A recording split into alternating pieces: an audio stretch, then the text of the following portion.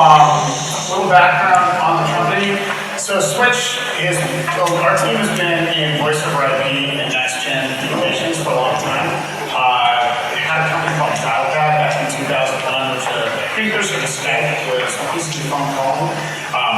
Back over dial-up. It sounds terrible, but it did save you a ton of money. That company got bought by Yahoo in 2005, became Yahoo Voice, which sadly Yahoo didn't do much with. Left to go start a company called Grand Central Communications, which with the entire DoD, we would abstract the features of your phone service to the cloud and make all your phones basically endpoints. Just dumb endpoints, and all your features would be through our number. Got acquired by Google in 2007 and became Google Voice. So I left Google in 2010 to start working on this, which is really kind of the next generation of trying to bring really interesting cloud-based next-gen voice communications to the enterprise. And it's amazing to me that in 2015, like, all these opportunities still are there, and there hasn't been as much innovation. Last year. A good team, a bunch of old Googlers, a bunch of people who worked on the Google Voice team, so a lot of experience with real scalable telephony platforms. So we started the company in 2011. We raised the Series A with Google Ventures and the Series B led by Anderson Horowitz. And so our first product was this company or this product called Uber Conference. And Uber Conference's mission was to solve all the problems with conference calls.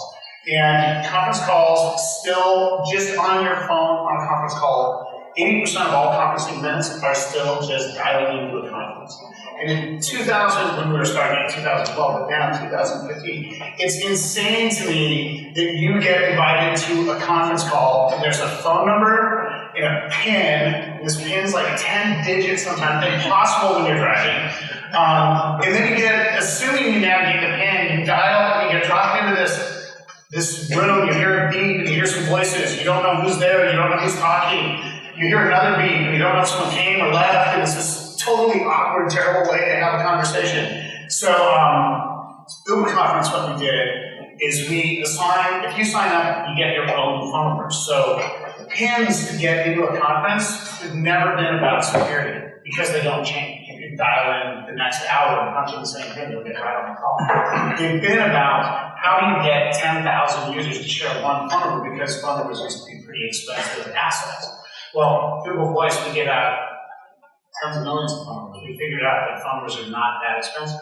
So we're able to give you, sign up, get your own phone number. When the conference call starts, you just dial the number and you're in the conference, which makes it super easy to get started. But then, once you're in, we also wanted to let you have a visual representation of what's going on the call. So you can actually give you a URL, so you can actually see who's dialed into the call, see who's talking, put a little blue thing on who's talking, and we'll be able to show you a little more information about the person. So if I hover over one of these people, I can see their LinkedIn profile, so I can know, okay, that was the marketing guy who just said something versus the intern, or the lawyer, or the CEO. So it really makes the conversation that much more powerful.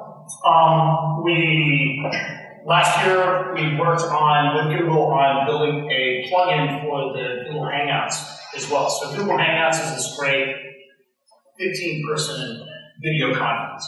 But any conference, or any, particularly for a business or enterprise meeting, it's very difficult to get everyone in front of a computer and doing video at all times. And it's capped at 15 just for the computing resources of processing all those video streams. So with Uber Conference, you can add the little Google Conference logo there, right up there. It's an app that you can add to Hangouts. You click on that, and then the Hangout will actually dial into Uber Conference, and it'll be a participant. So we end up with, we got over 100 or 800 people dial into the call on the left-hand side. You get all the same features, you know who's there, you know who's talking, you can see their profiles and all that stuff. And then you can have 15 people on video, so it makes it a much more powerful product. And before we go into our next one, so I was actually going to show, we actually have a real Uber conference, so let me expand this. So this is what the interface looks like. And if I wanted to start the Uber conference, I can either join by my computer, click here, we use WebRTC to do this. It's somewhat dependent on our killer Wi-Fi now, but I'll use it. And Andrea's already in the call. And so, they'll say join the call. My connection finally went in, I'm going to review it so we don't end up with a lot of crazy feedback. But things, you can see that it'll show, now she's muted, but if I were to go over Andrea and click her little profile, I can get her actual LinkedIn information. I can see who she is. I can see her most recent tweets, actually. And if she had a Google Plus account, I can see that as well. Other stuff, once we had you in this interface, we wanted to make it easy to do like helpful and useful features. So if we needed to add somebody, you can just click on this, and I can type in their phone number or email, and it'll even dial out to people to call them. So they don't even have to dial in. All they have to do is answer the phone, press 1, and join the right to the conference, and you're in. In addition to that, we can do things like record the call, mute everybody, or lock the call. So if you want to lock the call, that's the right way to do security. It's the equivalent of like a conference room. You just lock the door, no one else can get in. If someone tries to join, I'll get a little notification. If they want to join, then I can decide to let them in. And then lastly, we added a couple things to make it be more effective. So screen sharing and document sharing, we've added here too. So you don't need to have an additional account for web. So you don't need to go to my PC, you just need one little conference account. So it'll do audio conferencing, it'll integrate with Hangouts if you're using Hangout video, and it'll also replace your WebEx when you've done my PC. So I'll then jump back over to here. So that was our first product. So we launched that in New York in TechCrunch Disrupt 2012. We won, which was great. But we always wanted to go the next step and really work on the next gen phone system for the modern worker. And if you look at kind of like the world of phones and phone systems, you have these systems that are built from a year and era gone by.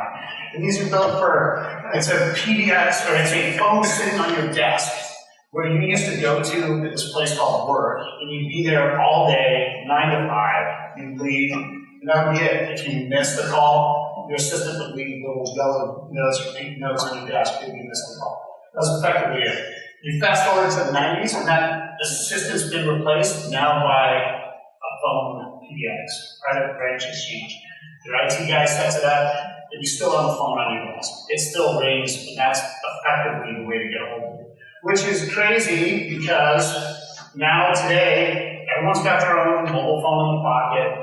Work is no longer this place you go to for a period of time during the day. It's what you're doing all the time from anywhere. And so anywhere you have an internet connection or anywhere you have cellular reception, you theoretically are online and available for work. So knowing that that's happening, you need to build a phone system that makes that person using his own personal device still be part of the system.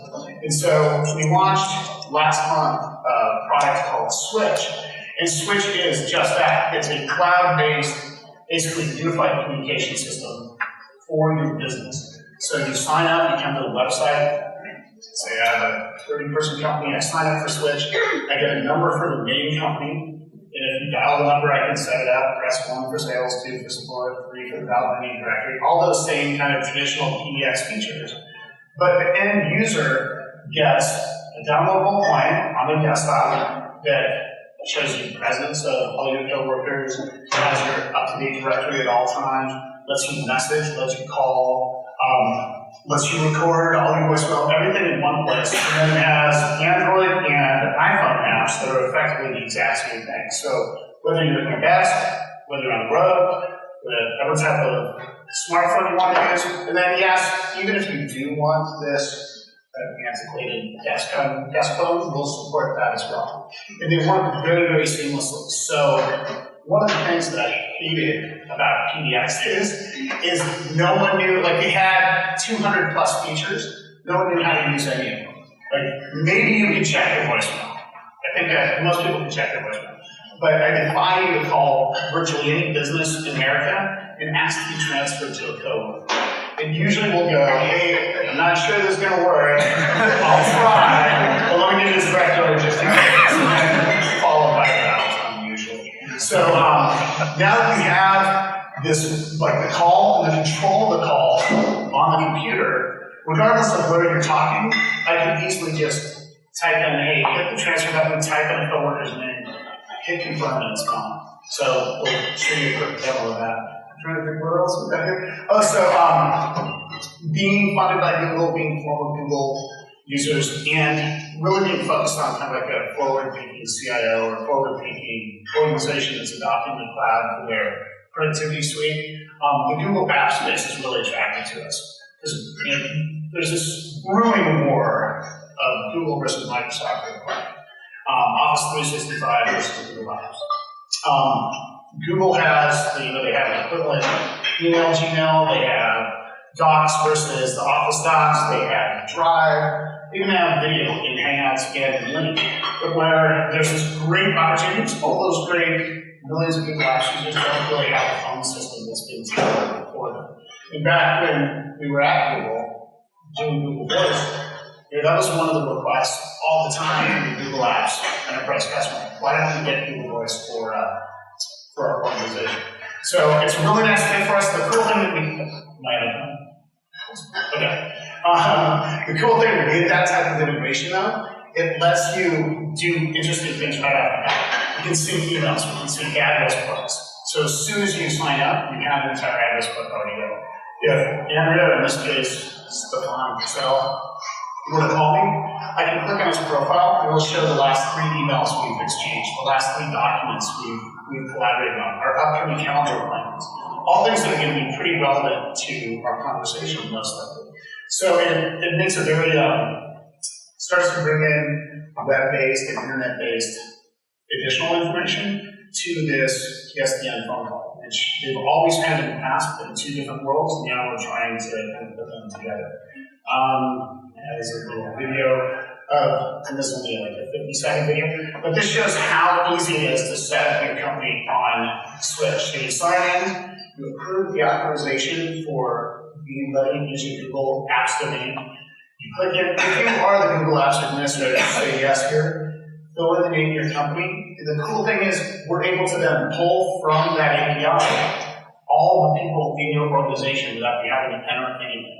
So if you can administer your Google Apps domain, you then have your entire team right here. And to set them up, you just select all and let it go. Last thing we need to do, or 2 last things, we need to know where you live so we can have E911 actually work if any of your employees dial 911. Then last but not least, you just need to put in your credit card information. And this isn't a fake credit card, so you can say it online, it's not going to be worthwhile. But we had purchased, and then boom, 55 seconds later, your entire company has been set up with a phone system. And then every single employee gets an email that then lets them set up their own personal account. To us, design is really important. And okay, so I'm going to give you a 1-minute switch demo. So I'm going to log into my Switch account here. Actually, logging in. And if Andrea, you want to give me a call, you should be able to see our client.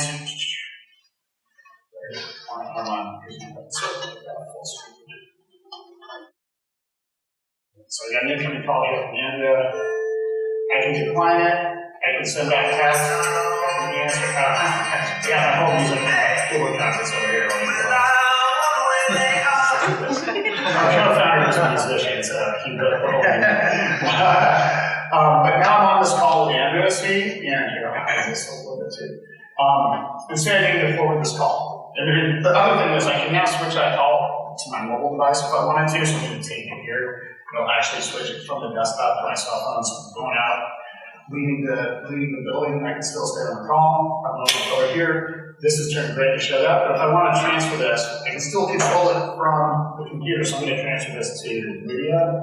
It works in our office. Do a quick search on Lydia, confirm, and it's gone. So that's the impossible transfer scenario has now been magically done. But if that was a video, I think I'm out of time. So, do you have any questions? Can you act as like a switchboard, take multiple calls?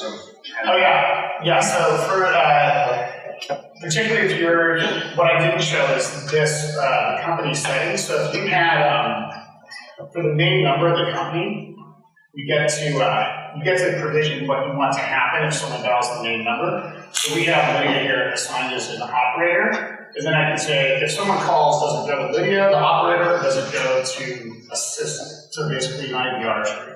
Press 1 for sales, 2 for support. So as more calls come into that operator, she can handle them and send them off or do whatever she wants, them forward them to departments, forward them to people, send them the voicemail, whatever. It's basically a complete software package that controls all of that. Yeah. I don't really have any questions, but this is really kick-ass. Awesome job with your team. When are you selling back to Google? There's this awesome opportunity. Like, there's going to be tons and tons of businesses that are moving their stuff. Like, even Amazon just announced this work mail project that's going to go compete against Google and Microsoft. Facebook is doing Facebook for work. There's going to be much better opportunity than the arms merchant in the middle. So you'd be connecting to other providers apart from Google? We will. Like, Google's a great launch partner because it's this huge, opportunity of these people waiting that we know that we can fill really easily, but we'll expand beyond Google eventually. Yeah. So are you guys competing? You see yourselves competing with Skype? Because the person with Skype, despite having a really crummy product, it dominates the market for some inexplicable reason. Skype's an awesome consumer product, but Skype isn't a business phone system. It's not a number that you call that you can then get to an operator or a sales department or anything like that. It's a great way for businesses to save money by calling over the internet, but I think of it more as a complementary product. Yeah. Maybe I didn't pay enough attention, but can you explain to me how could I schedule, like, just in simple terms, from 1 o'clock till 3 o'clock I'm busy, but I want the phone call from my girlfriend and I want the phone call from my son. Can I schedule this so that, in a way, I can tell people, I'll call you back at 3:15, at 3:30. In the meantime, I can't be interrupted for those 2 calls. How would that work? See, you're the kind of guy that made the PBX so complicated in the first place. You made all these features work, but yeah, there's we haven't implemented yet because we are trying to get like that 80-20, like, okay, these handful of features that everyone cares about. But we were screwing around with that at Google Voice for a while too. It was almost an emergency list. You could say, whitelist these numbers, no matter whether I'm on Do Not Disturb or not, they come through. It's relatively easy to do, potentially on the road. For a company that has an existing set of DIDs, so let's say we have 500 numbers already for our company, what kind of transition would you propose? Yeah, porting them, like we support porting them their numbers, particularly for businesses that don't want to change their numbers. Like the guys who will come and get native numbers from us are usually small businesses that they're living on their cell phones, so those are the easy ones to give them new numbers. The porting, we work with a nationwide carrier, has a footprint everywhere, so no matter where you guys are, they should be portable. The problem is it's not like mobile porting where everyone's got to agree to this interface and it happens immediately. It is literally faxing in letters of authorization, sending them to the losing carrier, getting them not to, they don't want to lose you as a customer, so they'll look for reasons not to approve for it. So it's a little manual, but it does just take some handholding to it in the process. So it is getting better, and we do support every day. Especially with unified messaging, chat. Yeah, I didn't show that, but we do, like this has, and here's the video, so here's all my chat messages with her as well. And so the nice thing is we don't care whether she's on IM or not, because if she's not available on the client, it'll go to her mobile phone, it'll go as a text, and if she replies, it replies back through the system. So we don't think, I just want to message with you. Oh, we can do group meetings too? Yeah, we're adding group functionality, we're not there yet. And then remote control maybe in the future? Maybe in the future. The remote control is a good one for the support and the sales stuff, but we don't have it yet. You get it. That's one of the things you get by forcing everyone to download a client to their computer. I don't know if that small use case is worth forcing everyone to download a client to their computer. We love WebRTC. It just works in the browser. Yeah. What about faxing? Do people fax to you? I love it. It's like this next gen communication stuff where you slowly get pulled back into yesteryear. But we don't support faxing yet.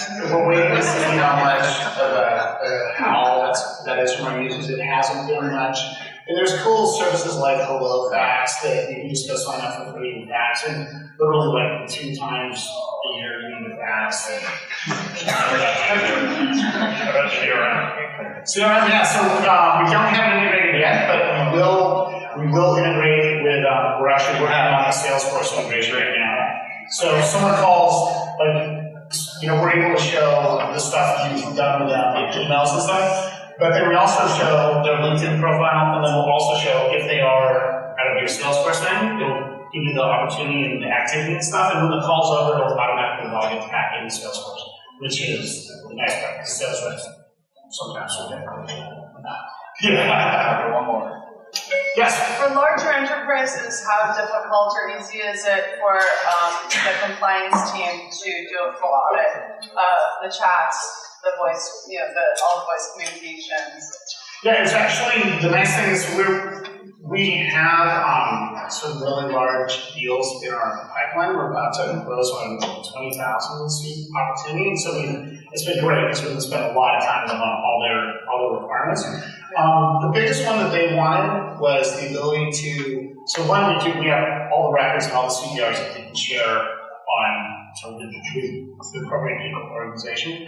But what they wanted was two things. One, they wanted a feature of boss secretary for their execs, so like someone else can have their phone ring when it's trying to reach exec. And then the second one was for compliance, they need to set policies of at what point do voicemails get deleted, at what point do chat histories disappear in the ether forever and aren't discoverable. And so we built both of those, and those have primarily been the main request. So one, full CDR, chat, phone number, phone call, all the history of what went on. If they recorded it, then the recordings as well. But our recording, the end user has to choose to record the call. It's not like every call is recorded. But the more interesting thing is giving them the ability to say, after 30 days, everything disappears anyway. What about real-time monitoring of calls? Like eavesdropping and stuff like that? No, like on a training desk. Like it's real time. There's a better, so we're working on more of a call center type module, which will have better like that training oversight type stuff. We don't have it yet. Right now it's effectively end user specific, and there's not a whole lot of that type of overlay. Cool. Wait, everybody's waiting this hand. Yeah, I'm just curious. How are you addressing concerns surrounding quality of service? So are you connecting with the public internet or private network? Yeah, so quality is obviously extremely important. Like the foundation of everything is making the phone call actually work and sound good. So the nice thing is we built this platform once before, or a couple times before, but most recently Google Voice, and that's scaling to tens of millions of users and doing a couple billion minutes every quarter. So we have a lot of experience with it, and what we've found is, one, directly peering with our carrier partners and avoiding as many hops through the internet is number one. Number two, though, is getting the services. When we got acquired by Google, what they wanted to do, like Google's all about data center, where they call it the board, where like an entire rack, an entire building can go offline and everything else is kind of like self-heals and it's fine. That's great if you're sending emails or watching videos. Not good on a phone call, right? It's just not going to work well. So we spent a lot of time convincing them and then rebuilding it here of keeping the media servers as close to the edge as possible in dedicated data centers on dedicated machines, connected to carrier partners on the shortest hops possible. So at least the audio piece is always on the best possible quality. And then we use Google App Engine for like the database administration of the non-real time stuff, like account stuff and feature stuff. Cool.